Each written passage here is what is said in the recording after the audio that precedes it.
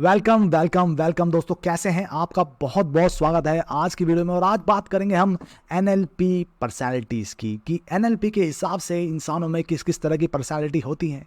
लेकिन वीडियो को पर्सनालिटी की ओर ले जाने से पहले मैं आप लोगों से पूछना चाहूँगा कि इंसान या ह्यूमन जो है इन्फॉर्मेशन को स्टोर कैसे करता है। दोस्तों, कंप्यूटर के बारे में तो शायद आप लोगों को पता होगा कि कंप्यूटर में जो इन्फॉर्मेशन स्टोर होती है वो बिट या बाइट्स फॉर्म में होती है। वो हार्ड डिस्क में भी हो सकती है, वो फ्लॉपी डिस्क में भी हो सकती है, वो पेन ड्राइव में भी हो सकती है, वो आपका सीडी रोम में भी हो सकती है। वो कहीं भी किसी भी फॉर्म में हो सकती है जो कंप्यूटर का इन्फॉर्मेशन है। लेकिन जो हमारी जो इन्फॉर्मेशन स्टोर होती है वो होती है हमारे माइंड में। आई थिंक ये तो सब लोग जानते होंगे। और मैंने आप लोगों को पिछली वीडियो में बता भी दिया था कि जो हम इन्फॉर्मेशन लेते हैं वो अपने 5 सेंसेस के थ्रू लेते हैं। 5 सेंसेस वो कौन कौन से हैं? वो हमारा आइज़ है, हमारा ईयर्स है, हमारा टच है, और हमारा स्मेल है और टेस्ट है। इनके बेसिस पर ही हम इन्फॉर्मेशन को अपने अंदर लेते हैं। जब हम अपनी विज़न या आइज़ के थ्रू इन्फॉर्मेशन ले रहे होते हैं तो हम इमेजेस फॉर्म में इन्फॉर्मेशन को ले रहे होते हैं।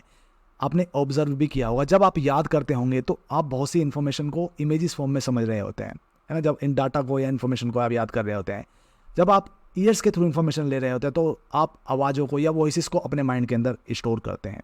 लेकिन जब आप टच या इमोशंस टच से कोई इन्फॉर्मेशन ले रहे होते हैं, या अपनी सेंसेस जो इमोशन के थ्रू कोई इन्फॉर्मेशन ले रहे होते हैं, तो आप इमोशन के थ्रू अपने माइंड में स्टोर करते हैं। और जब स्मेल के थ्रू हम कुछ सूंघते हैं तो हमारे अंदर भी एक मेमोरी क्रिएट होती है।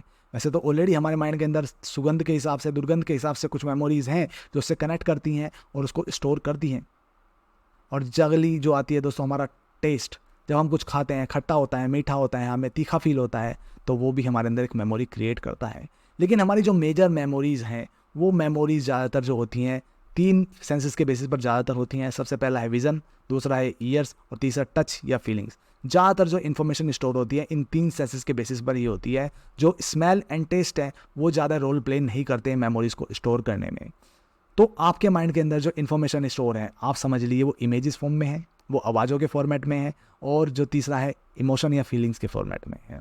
इसलिए ही दोस्तों स्टोरीज़ हमारे माइंड में ज़्यादातर रह जाती हैं, क्योंकि उनमें तीनों चीज़ें होती हैं। उनके अंदर आवाज़ें भी आपको मिलेंगी स्टोरीज़ के अंदर, आपको पिक्चर्स भी मिलेंगी, है ना, और वो उसके अंदर इमोशंस भी होते हैं। जब ये तीनों चीज़ें हमें मूवीज़ देखना इसलिए ज़्यादातर पसंद आता है, स्टोरीज़ को सुनना ज़्यादातर पसंद आता है, और स्टोरीज सुन कर ही आज हमारा माइंड इतना शार्प हुआ है, हम इवॉल्व हुए हैं, क्योंकि इसमें हमारे तीनों सेंसेस काम करती है और इन्फॉर्मेशन बेहतर तरीके से स्टोर हो पाती है। कुछ लोग डाटा इन्फॉर्मेशन को अच्छा याद नहीं रख पाते, कुछ लोग मैथमेटिक्स के फार्मूले नहीं याद कर पाते, लेकिन कुछ सॉन्ग्स बहुत बेहतर तरीके से याद रख लेते हैं, है ना। तो हर किसी व्यक्ति की डिफरेंट डिफरेंट पर्सनैलिटी है इन सेंसेस के बेसिस पर ही, जिसके बारे में हम बात करेंगे। लेकिन उससे पहले मैं आप लोगों को बता देना चाहता हूँ कि ये तो आप लोगों को पता लग गया कि आपके माइंड के अंदर इमेजेस फॉर्म में या आवाज़ों के फॉर्म में डाटा है। लेकिन वो इन्फॉर्मेशन कहाँ पे स्टोर है? वो आपके कॉन्शियस माइंड में नहीं है, वो आपके सबकॉन्शियस माइंड में है। और इन्फॉर्मेशन क्या क्या है वो आपको भी नहीं पता है। आपकी बचपन से लेकर अब तक की इन्फॉर्मेशन उस माइंड के अंदर, सबकॉन्शियस माइंड के अंदर है। आपके अच्छे एक्सपीरियंसेस भी हैं, आपके बुरे एक्सपीरियंसेस भी हैं। और बुरे एक्सपीरियंसेस आपने ऑब्जर्व भी किया होगा, हम ज़्यादा बेहतर स्टोर कर पाते हैं अपने माइंड के अंदर। ज़्यादातर आपको साथ जो अच्छा हुआ होगा वो ज़्यादातर आपको याद नहीं आता, लेकिन जो आपके साथ बैड एक्सपीरियंसेस हुए हैं, चाहे वो चाइल्डहुड में हुए हो, चाहे वो अभी आपके कुछ लॉसेस हुए हो, या किसी ने आपको धोखा दे दिया हो, या चीट कर दिया हो, या किसी ने आपके साथ ब्रेकअप कर लिया हो, वो आपके माइंड में ज़्यादातर रहता है। और वो बहुत क्लियर भी रहता है। जैसा कि मैंने आप लोगों को बता दिया कि हमारा जो माइंड है दैट इज़ निगेटिवली बाइज्ड। वो नेगेटिव चीज़ों को सोचने के लिए बाइज्ड है, वो ईजिली सोच पाता है। और एनएलपी यही काम करती है। जो आपके अंदर बैड मेमोरीज क्रिएट हो गई हैं दोस्तों, अधिकतर लोगों के अंदर जिनको अवेयरनेस नहीं है वो निगेटिव ही सोचते हैं, जिसके कारण उनके अंदर फियर क्रिएट होता है, लिमिटेशन क्रिएट होती है, वो कॉन्फिडेंट नहीं हो पाते, वो अपने गोल्स को अचीव नहीं कर पाते, उनके अंदर बीमारियां क्रिएट हो जाती हैं, उनके अंदर इलनेस क्रिएट हो जाती है। बहुत सी जो बीमारियां हैं दोस्तों, मैंने आप लोगों को पिछली वीडियो में बताया था, साइकोसोमेटिक होती हैं। That's because of the stress और जो बैड मेमोरीज आपके माइंड के अंदर पड़ी हुई हैं, जिसकी वजह से क्रिएट हो रही हैं, जिसकी वजह से आप अपने अंदर सक्सेस नहीं पा रहे हैं। और एनएलपी वही रास्ता है, उन बैड मेमोरीज को क्लीन करता है, अच्छी मेमोरीज आपके अंदर डालता है, आपके रिसोर्सफुल स्टेट को एक्टिवेट करता है, आपको कॉन्फिडेंट बनाता है, आपको फोकस बनाता है, डिसिप्लिन बनाता है। दोस्तों, आप कितनी भी बुक्स पढ़ लीजिए, कितनी भी नॉलेज ले लीजिए, कोई कितना भी मोटिवेशन ले लीजिए, लेकिन जब तक आपकी वो बैड मेमोरीज क्लियर नहीं होंगी, आपके अंदर सही रिसोर्सफुल एक लीडरशिप पर्सनैलिटी नहीं डाली जाएगी, तब तक आप अपने जीवन में सही एक्शन नहीं ले पाएंगे। वरना बहुत समय लग जाएगा। इसलिए NLP जल्दी से जल्दी रिजल्ट देता है। ये साइंटिफिक टेक्नोलॉजी है, साइंटिफिक वे है। और इस चैनल पे मैं आपको NLP की बेहतर से बेहतर टेक्निक और बेहतर से बेहतर नॉलेज देने की कोशिश करूँगा। तो आज ही चैनल को सब्सक्राइब कर लीजिएगा, जिससे आपको कोई वीडियो मिस ना हो, आप अपने माइंड के बारे में बेहतर से बेहतर जान सके, अपने सबकॉन्शियस माइंड के बारे में बेहतर से बेहतर जान सके, अपनी पावर्स को समझ सके। दोस्तों, इंसान के अंदर बहुत पावर है, वो बहुत बड़ी बुलंदियों को अचीव करने के लिए बना हुआ है, लेकिन बिकॉज ऑफ इस bad programming that person is not able to do anything. हर किसी व्यक्ति को पता है क्या चीज़ करने से क्या होगी। अगर मैं रेगुलर स्टडी करूँगा तो मैं 6 एग्जाम क्रैक कर सकता हूँ। अगर मैं डाइट और एक्सरसाइज करूँगा बेहतर हेल्थ प्राप्त कर सकता हूँ। और कोई बहुत मुश्किल भी नहीं है।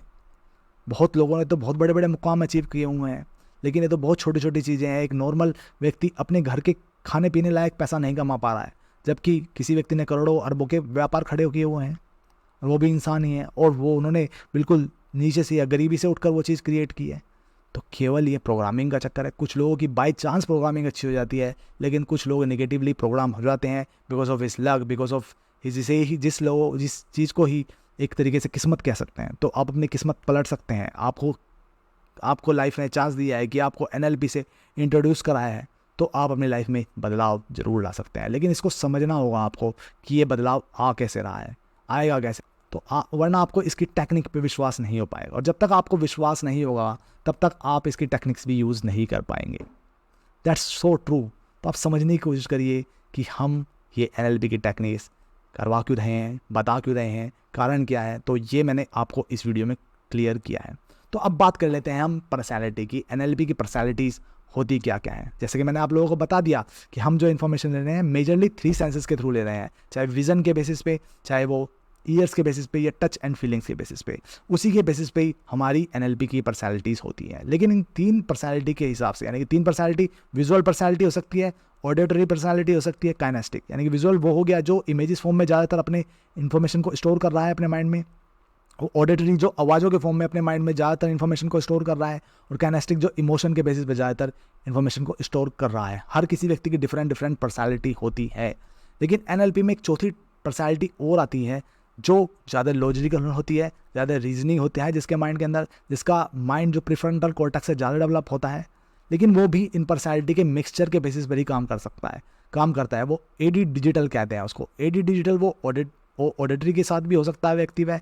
AD डिजिटल आपको विजुअल के साथ भी हो सकता है। AD डिजिटल आपका काइनेस्टिक के साथ भी हो सकता है। हर किसी व्यक्ति की पर्सनैलिटी डिफरेंट हो सकती है, और वो मिक्स पर्सनैलिटी भी हो सकती है। तो दोस्तों, उसके बारे में समझेंगे हम। चलिए, स्क्रीन पर मैंने PPT आप लोगों के लिए बनाई है, जिससे कि आपको इनके ट्रेट समझा सकूं, जिससे कि आप जान पाएँ अपनी पर्सनैलिटी के बारे में, आप लोगों की पर्सनैलिटी समझ पाएँ। अगर आप अपने बारे में बेहतर जानेंगे तो आप बेहतर डिसीजन ले पाएंगे, बेहतर एक्शन ले पाएंगे, और सही आपके लिए क्या है और गलत क्या है उसको डिसाइड कर पाएंगे। अगर आप लोगों की पर्सनैलिटी को समझते हैं तो आप लोगों के साथ बेहतर कम्युनिकेट कर पाएंगे, बेहतर इन्फ्लुएंस कर पाएंगे, और उनके लिए जो ज़रूरी है, जो कहना है, उसके अकॉर्डिंग आप उनको कह पाएंगे।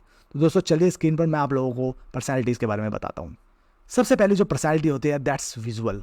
विजुअल पर्सनैलिटी वो होती है जो इमेजेस फॉर्म में अपने माइंड के अंदर ज़्यादातर डाटा को या इन्फॉर्मेशन को स्टोर करती है। इन लोगों की जो बॉडी लैंग्वेज होती है बहुत बेहतर होती है। ये लोगों को देखकर, समझकर आइडेंटिफाई करते हैं या जज करते हैं कि उसने क्या कलर के जूते पहने हैं, या वो किस तरह कलर की गाड़ी यूज़ कर रहा है। इनके लिए व्यू बहुत ज़्यादा इंपॉर्टेंट होता है, कि यानी कि कोशिश, अगर होटल में जाएंगे तो कोशिश करेंगे कि सी व्यू मिल जाए, या बीच व्यू मिल जाए, या हमें पहाड़ी वाला जो माउंटेन व्यू मिल जाए, या नेचर व्यू मिल जाए। तो व्यू के बहुत ज़्यादा इंपॉर्टेंस देते हैं ये अपना घर खरीदने के लिए। कैसा दिख रहा है, कैसा नहीं दिख रहा है, इसमें क्या कलर यूज़ हैं, प्रेजेंटेशन कैसी है, क्लीन है, ऑर्गेनाइज है, नहीं है। ये लोगों का विज़न बहुत बेहतर होता है, ये दूर की बहुत ज़्यादा बेहतर तरीके से सोच पाते हैं। तो इसलिए इन्हें लीडरशिप पर्सनैलिटी में जो अधिकतर लोग होते हैं वो विजनरी लोग ही होते हैं। ये बहुत तेज़ बोलते हैं, और इनका बोलने का तरीका भी बहुत बेहतर होता है। इनकी बॉडी लैंग्वेज बहुत बेहतर होती है। अधिकतर चीज़ों को इमेजेस फॉर्म में या आर्टिस्टिक फॉर्म में ज़्यादा बेहतर सोच पाते हैं। जो अधिकतर ग्राफिक डिज़ाइनर होते हैं, या जो क्राफ्ट यानी कि स्टोरी डिज़ाइनर भी होते हैं, वो अधिकतर विजनरी लोग ही होते हैं। और जो विजनरी लोग अधिकतर देखो करके बात करेंगे, वो अधिकतर अपनी बॉडी लैंग्वेज का बहुत बेहतर यूज़ कर रहे होंगे। वो ऊपर देख के बात कर रहे होंगे, इधर उधर आपने देखा होगा बहुत से लोग इधर उधर देख के बात करते हैं, तो वो लोग विजुअल होते हैं। आप अपनी आइडेंटिटी भी आइडेंटिफाई कर सकते हैं इससे। तो दूसरी जो पर्सनैलिटी होती है दैट्स ऑडिटरी। ऑडिटरी पर्सनैलिटी वो होती है जो ज़्यादातर अपने माइंड के अंदर इन्फॉर्मेशन ऑडियो फॉर्मेट्स में करती है। ये लोग म्यूजिशियन ज़्यादातर होते हैं, ये चीज़ों को बोलकर याद करना पसंद करते हैं। इनको डिस्टर्बेंस बिल्कुल पसंद नहीं होता, इनके लिए पीस ज़्यादातर इंपॉर्टेंट होता है। अगर इन्हें डिस्टर्बेंस मिलेगा ये फोकस नहीं कर पाएंगे, ठीक है। तो ये अधिकतर सुनिए सुनिए करके बातें करते हैं। सुनिए जैसे विजुअल हो गया, देखो देखो करके बातें करें, सुनिए सुनिए बात करेगा। ये अधिकतर इधर उधर देख के बातें करते हैं अपने ईयर्स के थ्रू। तो ये अधिकतर टॉकेटिव बहुत ज़्यादा होते हैं, बात करना बहुत पसंद करते हैं लोगों के साथ, फ़ोन पर डिबेट्स करना भी पसंद करते हैं। ये लोगों को सुनना पसंद करते हैं, इवन विजुअल इतना सुनना नहीं पसंद करेगा लोगों को। तो और ये अधिकतर आप टेलीकॉलर्स पे अगर आप लोगों को रखना चाहते हैं, यानी कि टेलीकॉलिंग पे या बात करने पे, तो ये आराम से काम कर लेंगे। लेकिन विजुअल व्यक्ति जो होगा वो कॉलिंग पे काम ज़्यादातर नहीं कर पाएगा बेहतर तरीके से। तो कॉलिंग के लिए जहाँ ऑडियो चीज़ों का ज़्यादातर यूज़ करना हो, वहाँ पे आप ऑडिटरी लोगों के साथ जा सकते हैं। और तीसरी जो पर्सनैलिटी होती है वो होती है काइनेस्टिक। काइनेस्टिक पर्सनैलिटी वो होती है जो अपने अंदर इन्फॉर्मेशन इमोशन के बेसिस पे स्टोर करती है। और ये व्यक्ति चीज़ों को लिख करके याद करना पसंद करते हैं, ड्रॉ करके ग्राफिक्स फॉर्मेट में इन्फॉर्मेशन को ज़्यादातर याद करना पसंद करते हैं। ये लोगों को टच करके या फील करके ज़्यादातर लोगों के साथ मिलते हैं या जज करते हैं, ये व्यक्ति कैसा है, इसकी वाइब्रेशन कैसे आ रही है, और ये कहते हैं यार फीलिंग बढ़िया नहीं आ रही है इस व्यक्ति की, यार कैसा लग रहा है। ये अधिकतर इस तरीके की बातें करेंगे।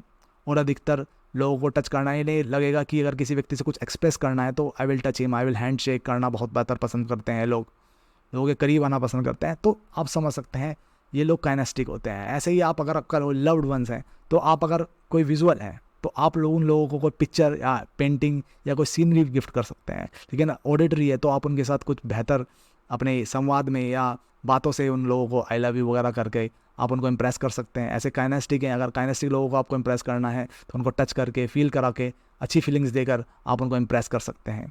तो इन पर्सनैलिटी के बेसिस पर हम इन लोगों को आइडेंटिफाई करते हैं। लेकिन चौथी पर्सनैलिटी और होती है जिसे कहते हैं audio digital, AD, audio digital. ये इन लोगों का माइंड जो होता है बहुत ज़्यादा लॉजिकल होता है। ये चीज़ों को बहुत सीखना पसंद करते हैं। ये बहुत ओवर थिंकर होते हैं। इनकी जो पर्सनैलिटी होती है बहुत जजमेंट पर्सनैलिटी होती है। ये एनालिसिस पैरालिसिस में अधिकतर होते हैं। ये लोग बहुत टैलेंटेड भी होते हैं। ये चीज़ों को समझते हैं, इसे भी समझेंगे, उसे भी समझेंगे, खुद सीखने की कोशिश करेंगे, हर चीज़ को खुद करने की कोशिश करेंगे। लेकिन ये लोग बहुत स्ट्रेस में भी रहते हैं, बहुत ज़्यादा प्रॉब्लम्स में भी रहते हैं। ये लोग ज़्यादातर अपने जो टैलेंट हैं उसका यूज़ नहीं कर पाते हैं और ज़्यादा सक्सेसफुल नहीं हो पाते हैं। बल्कि इनसे जो लोग सीखने वाले लोग होते हैं वो ज़्यादा सक्सेसफुल हो जाते हैं। लेकिन ये जो लोग होते हैं ज़्यादा सक्सेसफुल नहीं हो पाते, क्योंकि ये ओवर थिंकर होते हैं। ये एक्शन नहीं ले पाते हैं, ये डिसीजन नहीं ले पाते हैं। ये अगर इन्हें कोई डॉक्टर ने कोई बीमारी बता दी तो जाकर पहले से गूगल में सर्च करेंगे कि ये बीमारी क्या है, इसका इलाज क्या हो सकता है। ये खुद इलाज करने की कोशिश करेंगे, दूसरे के ऊपर इलाज नहीं करेंगे। तो ये लोग थोड़े कंफ्यूज पर्सनैलिटी होते हैं। लेकिन अगर ये अपने माइंड का बेहतर यूज़ करें, अपनी पर्सनैलिटी को समझ के अपने आप को काम करें, तो सबसे बेस्ट पर्सनैलिटी ये हो सकती है।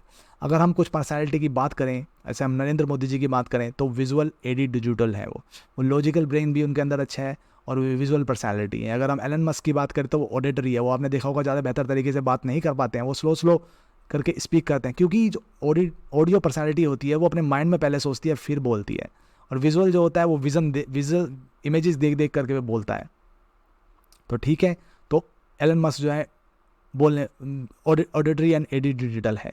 जैसे हमारे मनमोहन जी हैं, वो भी ऑडिटरी एंड AD डिजिटल है। ये नहीं कि वो लॉजिकल नहीं है, वो माइंडेड नहीं है, लेकिन वो ऑडिटरी पर्सनैलिटी होने के कारण वो बेहतर तरीके से स्पीक नहीं कर पाता, लेकिन माइंड बहुत अच्छा होता है ऑडिटरी लोगों के अंदर। और काइनेस्टिक जो है, जब विराट कोहली हो गए, स्पोर्ट्समैन पर्सनैलिटी जो होती है वो अधिकतर काइनेस्टिक होती है। आपने देखा वो विराट कोहली हो गया, रोनाल्डो होगा, इनके अंदर पूरा आपको एनर्जी मिलेगी, पूरा शो आउट करने की कोशिश करेंगे, तो वो काइनेस्टिक पर्सनैलिटी होते हैं, जो अपने जोश को शो आउट करने की कोशिश करते हैं। एकदम आपको आगे हक करेंगे, टच करेंगे, तो वो लोग काइनेस्टिक पर्सनैलिटी होते हैं। और AD डिजिटल जिसके साथ मिक्स हो जाता है, AD डिजिटल इनके साथ मिक्स हो सकता है। और AD डिजिटल वह व्यक्ति है जो लॉजिकल है, रीजनिंग है, जो लर्न करता है, जो हर एरियाज़ में अपने इंटरेस्ट को शो आउट करता है, जो एनर्जेटिक होता है। लेकिन कभी कभी ये ओवर थिंकर भी होता है, कभी कभी अपने लिमिटेशंस के कारण या फंस भी जाता है, या एक्शन नहीं ले पाता है। तो इन चीज़ों को हमें समझना होगा। तो होपफुली इस पर्सनैलिटी के बेसिस पर आप आइडेंटिफाई कर पाए होंगे आप किस तरह की पर्सनैलिटी हैं। और ये लाइव क्लासेस में बेहतर हो पाता है, बट मैंने कोशिश की है इसको रिकॉर्ड करने की, जिससे आप लोगों को बेहतर से बेहतर इसके बारे में समझा सकूं और बता सकूं। तो हर व्यक्ति एक डिफरेंट पर्सनैलिटी है, हो सकता है वो विजुअल हो, ऑडिटरी हो या काइनेस्टिक हो। उसके बेसिस पर हम अपने आप को भी समझ सकते हैं, लोगों को भी समझ सकते हैं और अच्छे डिसीजन ले सकते हैं। और NLP में इन चीज़ों को जानना बहुत ज़्यादा ज़रूरी है कि उसी के हिसाब पे हम उन लोगों की हीलिंग्स कर सकते हैं कि उस व्यक्ति को किस तरह की हीलिंग्स देकर या किस तरह की उसको प्रोग्रामिंग करके वो बेहतर से बेहतर और जल्द से जल्द ठीक हो सकता है या वह कॉन्फिडेंट हो सकता है। देखिए दोस्तों, आप कितनी नॉलेज ले लेना, कितनी बुक्स पढ़ लेना या कितनी भी लॉ ऑफ अट्रैक्शन का यूज़ कर लेना या कितना भी आप मोटिवेशनल सुन लेना, लेकिन जब तक आपने अपने माइंड को प्रोग्राम सही नहीं करा, आप सही एक्शन कभी नहीं ले पाएंगे और हमेशा आप एक नेगेटिव फीलिंग में रहेंगे कि मैं इतनी मेहनत करता हूँ, इतना हार्ड वर्क करता हूँ, इतनी कोशिश करता हूँ, लेकिन फिर भी मेरे अंदर एनर्जी नहीं आ पाती, फिर भी मैं वो काम जो करना चाहता हूँ वो नहीं कर पाता हूँ, मैं हमेशा बीमार हो जाता हूँ। तो उनको कारणों को, रूट कोज को समझना होगा और NLP ही वह रास्ता है जो आपके माइंड को सही प्रोग्राम करके आपको सफलता की ओर अग्रसित कर सकती है। तो बने रहिएगा दोस्तों इस चैनल पे, चैनल को सब्सक्राइब कर दीजिएगा, वीडियो को लाइक कर दीजिएगा। बाय बाय फ्रेंड्स, मिलते हैं अपने अगली वीडियो में। Thanks for listening me, bye bye friends.